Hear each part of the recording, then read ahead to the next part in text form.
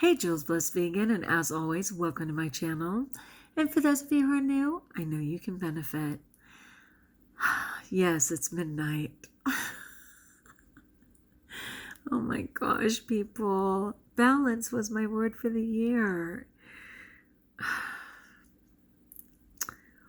I don't know if I'll get there. I just don't know. I mean, what is the deal? Am I back in school? In a way. And yet somehow it's distance learning from home. But it's still crazy. And I have a lot to do. And I have a lot to do at home. Oh my gosh. But let me talk about one good thing. I was a superhero today. We were working outside taking care of the horses' stalls because it had been raining for 5 days and they were just full of mud and a total mess, and we had to muck those stalls. And it was like lifting wet cement. I mean, I don't even know, hundreds and hundreds of pounds. But what I definitely know is that I literally lifted 40-pound bags, which is 1,600 pounds. Okay, so in addition to cart after cart of wet muck, I lifted 1,600 pounds. I felt really strong in my body, and I loved that. Oh my gosh, will I be sore in the morning? I don't know, maybe not, My body seems to recover very quickly because I eat a lot of fruit and vegetables, but it was brilliant, and praise God, my horses are stoked because their stalls looked amazing. They had new bedding, they had pellets, they were just like, wow, Christmas in April. Absolutely. All right, so I just want to share it's a very long quote, but it's a thought, let's just say that, by Maya Angelou, who, of course, was a phenomenal American poet and in many, many other things, an incredible writer and just a civil rights activist, but really just an activist for people to find themselves, to really find themselves. And so this is a really interesting one. It's under Self Acceptance, and it's from goodreads.com. I will copy it as a description for this video, but I think it's worth listening to because I was really struggling. Sometimes when I struggle with people's responses to me in inadvertently giving my power away, I'm more comfortable beating myself up than fighting back, which is unfortunate, but as long as I'm breathing, there's hope. So let's see what she says. So it says, I don't know if I continue even today always liking myself, but what I learned to do many years ago was to forgive myself. It is very important for every human being to forgive herself or himself, because if you live, you will make mistakes. It is inevitable. But once you do and you see the mistake, then you forgive yourself and say, well, if I'd known better, I'd have done better. That's all. So you say to people who think you may have injured, I'm sorry. And then you say to yourself, I'm sorry. If we all hold on to the mistake, we can't see our own glory in the mirror because we have the mistake between our faces and the mirror. We can't see what we're capable of being. You can ask forgiveness of others, but in the end, the real forgiveness is in one's own self. I think that young men and women are so caught by the way they see themselves.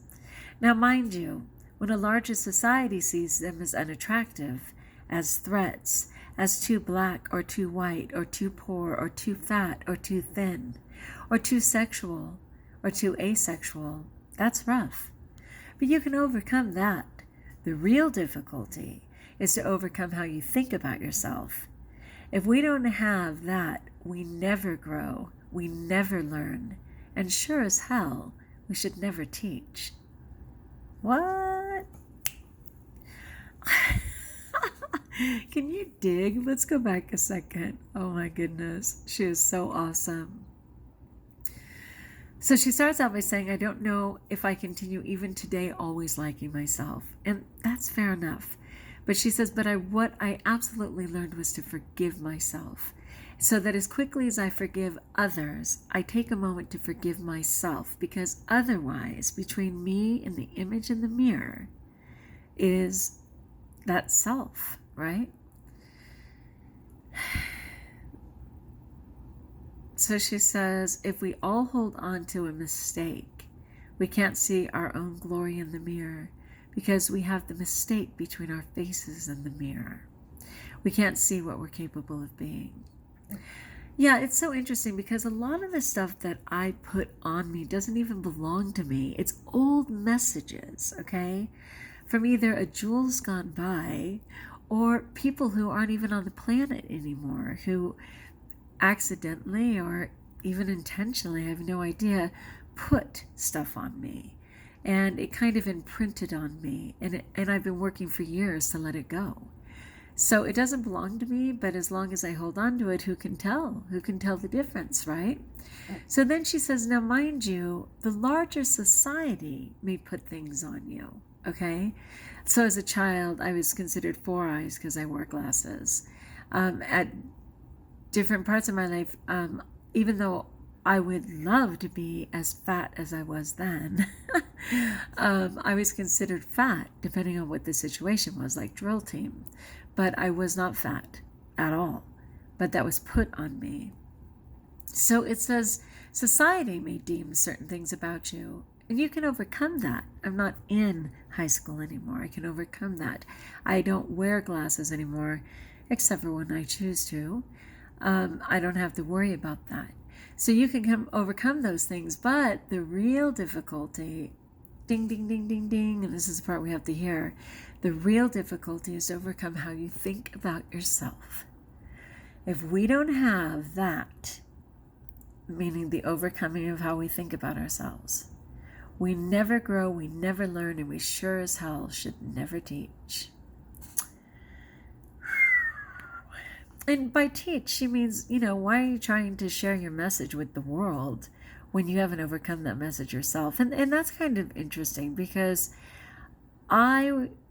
there are many things that I am not threatened by, that I share about my life. If you've watched Jules Blessed Vegan, if you've seen some of my videos, I've been very vulnerable in some. I've been absolutely honest in far too many. And I'm sure at times people have been like, dang, I can't believe she just said that out loud.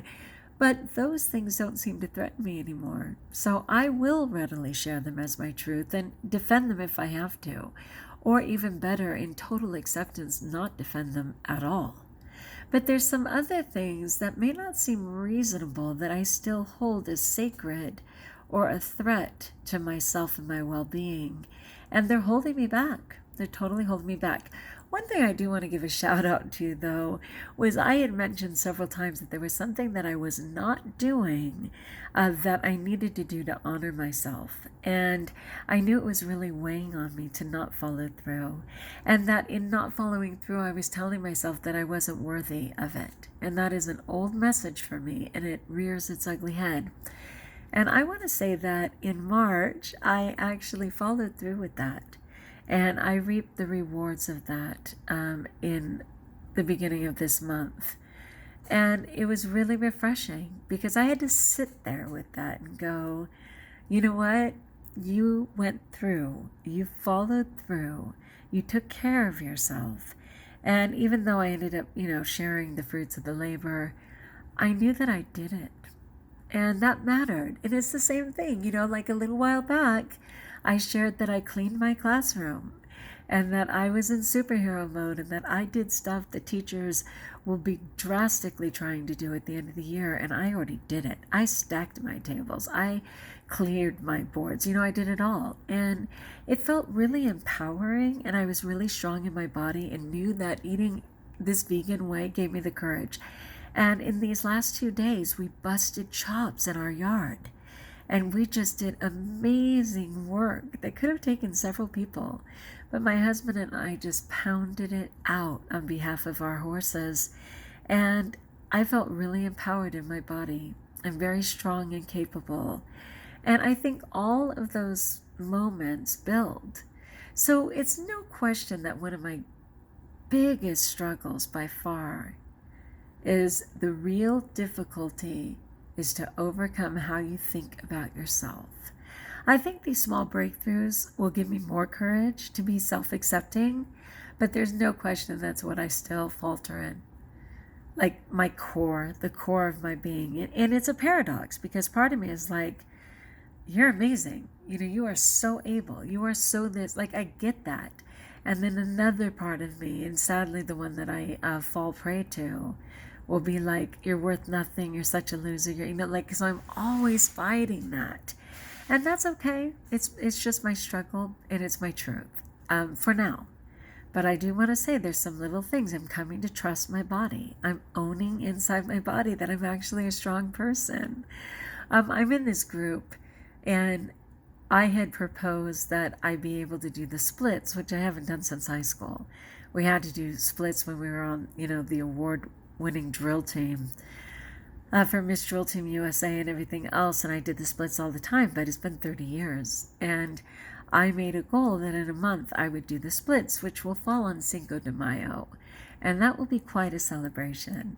But a bunch of people decided to join in. And again, just re-owning that ability in my body will be one more step in strength towards who I am called to be and who part of me knows I am more than worthy of being. So the worst part for me on that is that if we don't have that, the ability to overcome what we think about ourselves, we never grow, we never learn, and we sure as hell should never teach. That's a smack in the face for me. That's a really hard one, because I do learn and grow. I just don't have mastery. And I think it's okay to still share your truth and teach your process without mastery, because honestly, I think the greatest people are those who continue to grow and evolve with every breath until their last breath. And that's probably going to be me. All right, my friends, how about you? Like if you like, join us if you haven't. Subscribe. I hope you had a fabulous Easter. Know that I will continue to pray for you, and that we will do another random acts of kindness for some other event. But I really appreciated those who stuck out the entire process with me, because I know that it makes us just better people, and certainly the world a better place. So until we talk again, stay safe, and best of all, know that you're blessed.